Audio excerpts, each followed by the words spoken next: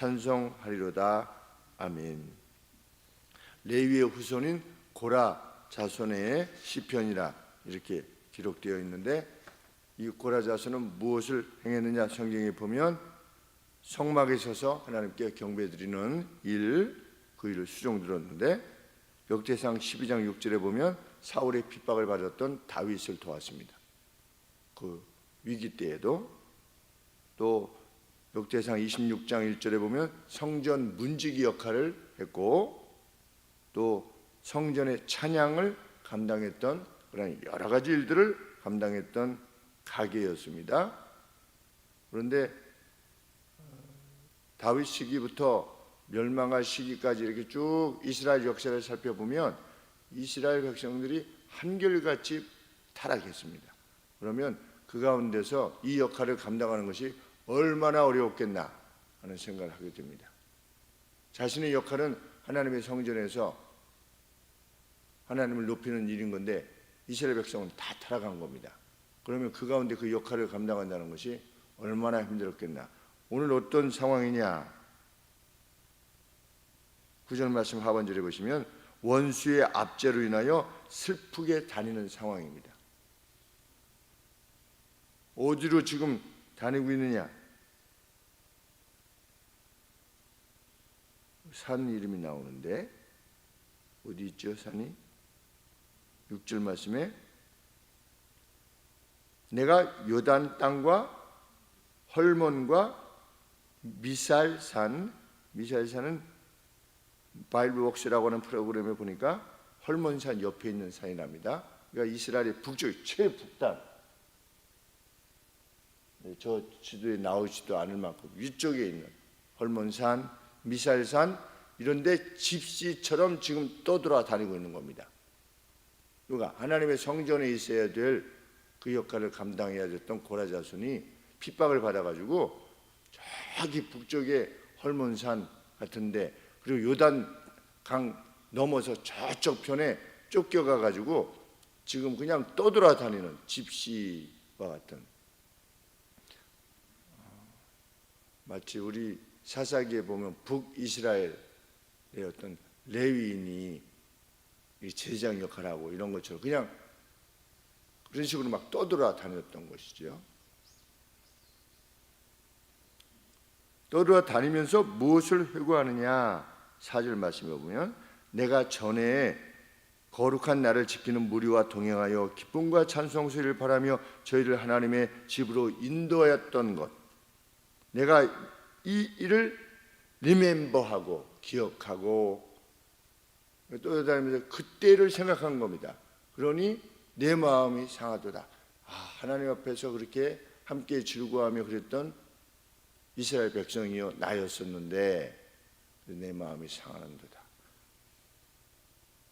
하나님 앞에 경배할 수 없는 상황이 가장 슬픈 상황입니다. 우리는 이미 겪었고 참 좋은 경험을 했다라는 생각을 하게 됩니다. 그런 경험은 돈 주고도 못하는, 우리가 3년 동안 코로나로 인해서 뭐 예배를 드려라 말아라 이런 때 더 얼마나 소중한가, 신앙의 자유라고 하는 것이 깨닫게 되는 기간이었던 것으로 생각이 되어집니다. 그런데 이 고라 자손의 본질적인 고통은 뭐냐? 떠돌아다니는 것이 문제가 아니라 3절에도 있고 10절에도 있지만 네 하나님이 어디 있느냐 라면서 자기 일행이 그 악인들에 의해서 매도되는 것. 너 하나님을 신뢰한다면서 우리 양 집사님, 우리 성도님들 도우면서 이렇게 어려움에 직면했다고 하니까 다른 분이 그렇게 말씀하셨다고 하더라고요. 그래서 교회에서 돈 거래하면 안 된다고. 그건 돈 거래가 아니라 준 거잖아요. 그것도 안 된다는. 같이 예수님을 믿는 사람이 그렇게 얘기할 때 마음이 더 아플 수밖에 없죠. 믿는 사람은 어떻게 말해야 되는 겁니까? 누군가 성도께서 어려움에 직면했을 때 내가 잠깐이라도 이렇게 도와드리면 일어날 수 있겠다 그러면 내가 도와줘야 되겠구나. 이런 마음을 갖는 것이 성도지요. 무슨 이자를 받기 위해서도 아니고 그 어떤 혜택도 있는 것이 아니라 그저 상대가 살아났으면 좋겠다라는 심령으로 행하는 것.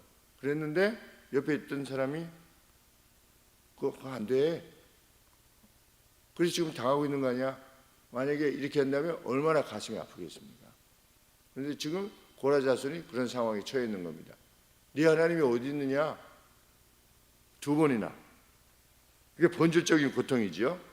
자신은 하나님의 방식대로 신뢰했는데 원수들이 자신이 처해 있는 그 괴로움 때문에, 하나님을 위했던 결정 때문에 당하는 그 괴로움으로 인해서 네 하나님이 어디 있느냐라고 할 때 그것이 고라자손이 지닌 본질적 고통이었던 겁니다. 그런데 그 조롱이 어떠하였다? 10절 상관절에 보시면 뼈를 찌르는 것 같은 고통이다.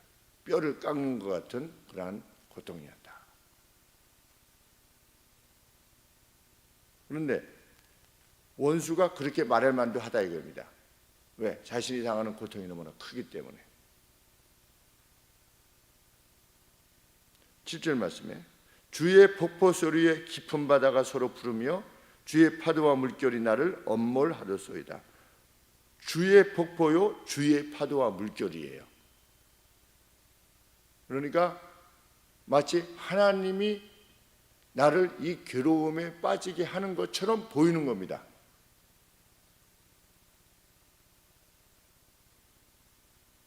마치 자신에게 어떤 그 죄가 있어가지고 하나님이 자신을 치시는 것 같은 그러한 정황인 겁니다. 정황 자체가. 그러니까 우리가 하나님께서 회복시키시겠지, 하나님이 나를 지켜보고 계시지, 뭐 이렇게 하다가도 그 고통이 너무 극심하게 되면 하나님이 나를 치시는 거 아니야? 라고 하는 마음이, 내가 뭐 이렇게 혹시 잘못한 거 아니야? 그래서 내가 지금 이렇게 벌을 받고 있는 거 아니야? 그런 마음이 들어가게 되는 것처럼 자신이 직면한 고통이 그랬다는 겁니다. 주의 폭포 소리에 깊은 바다가 서로 부르며, 무슨 말인지 잘 모르시겠죠? 근데 원문에는 뭐라고 되어 있냐면 주의 폭포 소리에 깊음이 깊음을 부릅니다. 이게 더 어렵습니다. 이게 깊음이 딥, 깊다 하는데 그게 뭐냐면 아비스라고 해서 심연. 우리 저 바다가 있으면 저기 밑에를 심연이라고 그러잖아요. 그 심연이 심연을 부른다. 그러니까 고대 사회에서는 특별히 이 바다 깊은 것을 어떤 절망으로 표현하고 고통의 깊이로 표현하는데, 절망이 절망에게 부른다. 달리 말하면 어떤 큰 고통이 있으면 그냥 큰 고통이 지나가는 게 아니라 큰 고통이 그냥 연이어서 오르는 겁니다. 고통이 지나가면서 다른 고통을, 너 일로 와, 얘를 괴롭혀. 그리고 이 고통이 떠나가는 겁니다. 그러면 이 인터벌이 없는 거예요. 그냥 고통을 연이어서 그냥 계속 부르는 이 상황을 표현하는 겁니다. 깊음이 깊음을 부르며, 그 심연이 그냥 내 영혼이 막 낭망이 되고 이런 어떤 상황이 계속 반복되는 겁니다. 잠시도 쉼이 없이. 그런데 그것이 무엇과도 또 비슷하냐면 이스라엘의 우기가 되어가지고 막 간헐천이라고 그러지 않습니까? 그래서 올 때는 물이 그냥 폭포수같이 쏟아져가지고 바위를 치는 겁니다. 그렇게 이 재난이 지금 고라자손을 치고 있는 겁니다. 그러니까 다른 사람들이 보기에 네 하나님이 어디 있어? 너 이렇게 고통당하고 있는데 너 다 끝났잖아, 끝장났잖아 라고 그렇게 말하게 되는 것이지요. 그렇게 말하는 것이 이중적으로 힘들지요. 내가 그러한 고통에 직면했다는 것도 힘들지만 내가 신뢰하는 하나님께서 그렇게 모욕당하시는 거지, 그런 상황이 자기는 너무나 고통스러운 겁니다. 뼈를 깎는 것 같은, 뼈를 찌르는 것 같은 고통이 되는 겁니다. 하나님의 사람은 이런 고통이 있어야 되는 것이고 또 있게 됩니다. 교회를 폭파시켰다, 시진핑이가 십자가를 불태우고 최근에도 그렇게 되면 그때 중국 교회 성도님들께서 어떤 심정이겠나 이런 생각이 드는 거죠. 네 하나님, 전능하신 하나님, 전지하신 하나님이라며 시진핑 입장은 뭡니까? 네 하나님이 어디 있는데 네 하나님한테 호소해봐. 내가 이렇게 다 불태워도 다 폭파시켜도 아무 찍소리 하나 못하잖아 라고 하는 겁니다. 그것이 괴로운 겁니다. 성도는 자신이 지금 직면해 있는 어떤 육체적인 고통해 하는 것이 아니라 이런 상황에도 이 시편 기자는 나는 하나님께로의 신뢰를 그만두지 않을 것이다. 이런 상황에서도 자신이 참으로 원하는 바는 무엇이다? 성전 경배를 통한 영적 갈증의 해소이다. 나는 성전에서 내가 섬겨왔던, 내가 신뢰해왔던 하나님을 섬기기를 나는 사모한다. 하나님이여 사슴이 시냇물을 찾기에 갈증내하는 것처럼, 헐떡이는 것처럼 우리 사슴이 목말라서 가면 막 헐떡이지 않습니까? 이 표정을 보면 사자가 가는데도, 사자가 옆에 있는데도 그 물 때문에 그냥 또 물가에 나오는, 죽을 줄 알면서도, 그러니까 그만큼 물이 없으면 사슴은 이렇게 헐떡이게 되는데, 내가 그러한 헐떡임으로 내 영혼이 주를 찾기에 갈급합니다. 2절에 내 영혼이 하나님 곧 생존하시는 하나님을 갈망하나니 내가 어느 때에 나가서 하나님 앞에 배울고. 이거는 어떤 낭망이 아니라 나는 흔들리지 않을 것이라고 하는 용기의 표현인 겁니다. 내가 어느 때에 나가서 하나님 앞에 배울 것이냐, 분명히 그때가 있을 것인데 나는 지금 내 영혼이 낭망해야만 상황이지만 나는 결코 낭망하지 않을 것이다. 지금 이렇게 표현하고 있는 겁니다. 이것이 진정한 용기입니다. 용기라고 하는 것은 기댈 만한 것이 있으니까 흔들리지 않는 것이 그 용기가 아닌 겁니다. 기댈 것이 전혀 없는 거죠. 내가 어떤 회복과 어떤 번영, 기쁨, 평안을 기대할 수 있는 근거가 하나도 없을 때, 그때에도 나는 내가 하나님을 신뢰하여 이러이러한 방식으로 행했는데 그러한 상황이 되었다 할지라도 용기를 거두지 않는 것, 그것이 진정한 용기죠. 그런데 지금 고라 자손이 그렇게 노래하고 있는 겁니다. 왜 너 나의 영혼아 절망 가운데 있느냐? 내 안에서 너는 왜 동요하느냐? 11절에 하나님 안에서 소망하라. 왜? 현존하시는 그분의 도움으로 인해 그분을 다시 찬양할 것이기 때문이다. 현존하시는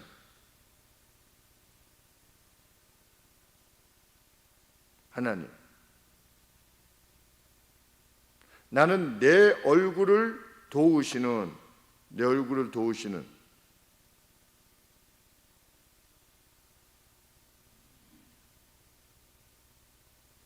그랬는데 여기 원문에 뭐라고 되어 있냐면 내 얼굴의 구원을 이루실 그랬습니다.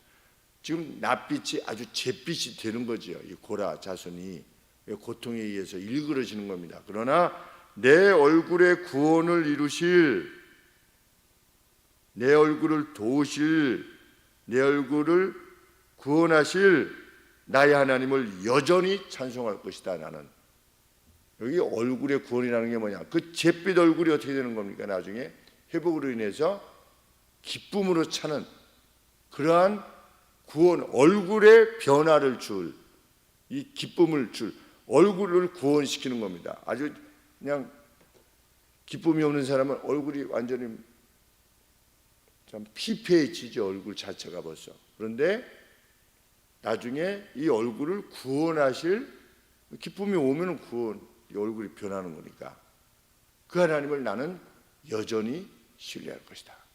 그렇게 용기를 내고 있는 겁니다. 누구라도 하나님을 바라는 이는 그의 얼굴이 빛나게 될 것이다. 그리고 즐겁게 바꾸시는 하나님의 능력을 체험케 하실 거다. 이것이 성경에 가르치는 바입니다. 그것이 우리의 확신이 되기를 원합니다.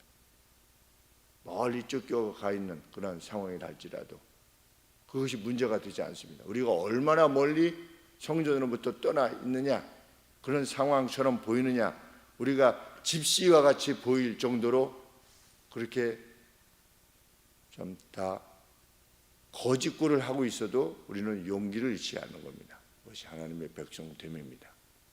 그는 하나님의 구원을 보게 되고 새 노래로 찬양하게 될 겁니다.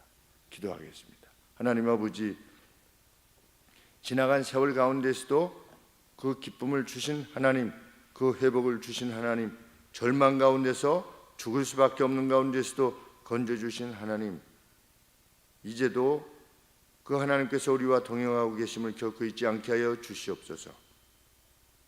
내 영혼아, 내가 어찌하여 낭망하느냐, 나는 여전히 하나님을 바랄 것이다 라고 하는 그 신뢰가 저희 가운데 있게 하시고 저희의 믿음의 동료들 가운데 있게 하여 주시옵소서. 지금도 하나님 여러 가지 의로움을 추구하는 가운데 직면해 있는 그 고통 가운데서도 하나님을 신뢰하여 나가고자 하는 주의 사랑하는 형제와 자매들을 붙드시옵시고, 하나님 우리의 간구 소리를 들으시고 그 얼굴에 구원을 허락하여 주시옵소서. 속기 허락하여 주사 교회 안에 역사하시는 하나님의 역사를 저희들 함께 체험하고 고백하게 하옵소서. 예수님의 이름으로 기도합나이다. 아멘.